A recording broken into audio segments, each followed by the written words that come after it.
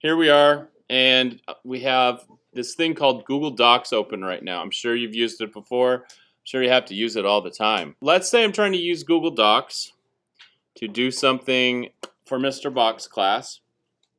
Google Docs is mostly created to do things with word processing. So word processing is when you're sitting down and you're going to sit down and continue to write and write until things go on to a next line, and yeah, continue to like come on to the next line and the next line. Like maybe we're making paragraphs. I can't type paragraphs that fast that are coherent, so yeah, we might have to go in and put a page break, like insert a page break like that, and so now we're on to the next page. But what if you need to do something that has a lot of images in it?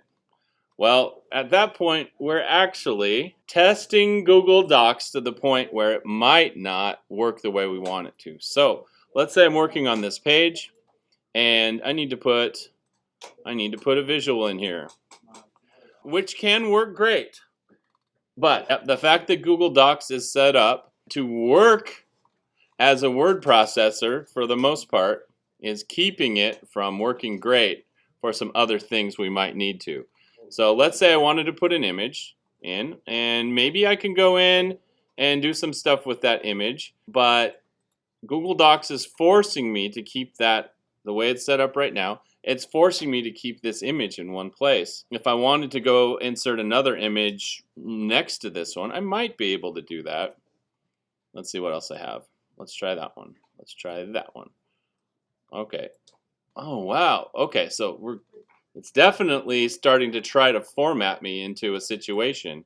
Maybe if I resize this one well enough and I do what I really need to do with my it's not happening. I can't put these ones side by side.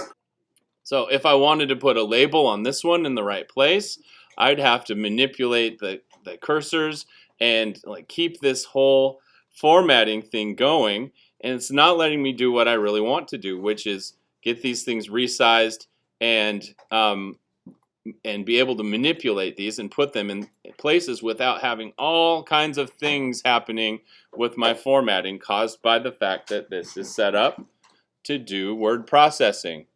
Now, you're probably also familiar with this app, which is called Slides.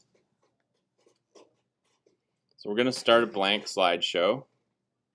Now, Slides is set up to be a slideshow presentation program, right? But it can also do some other things.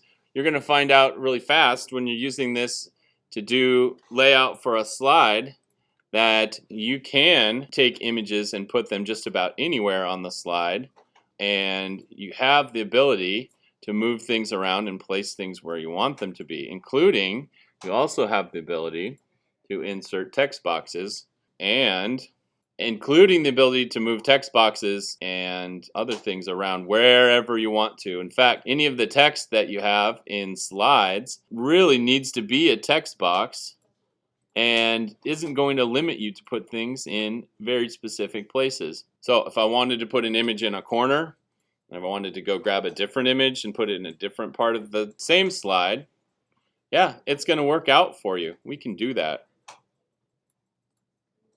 All right. What if I wanted to use this and I wanted to create something that's not a typical slide dimension? You can definitely do that, and that's what this whole point is. So we're going to go up to File.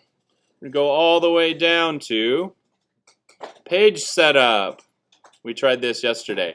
Right now my slideshow is set up to be a 16 by 9 frame, and that's great if you want to show a slide on a TV or a projector, but we're actually going to customize this one. And instead of being 10 inches across and 5.63 inches up and down, I guess that translates to 16 by 9.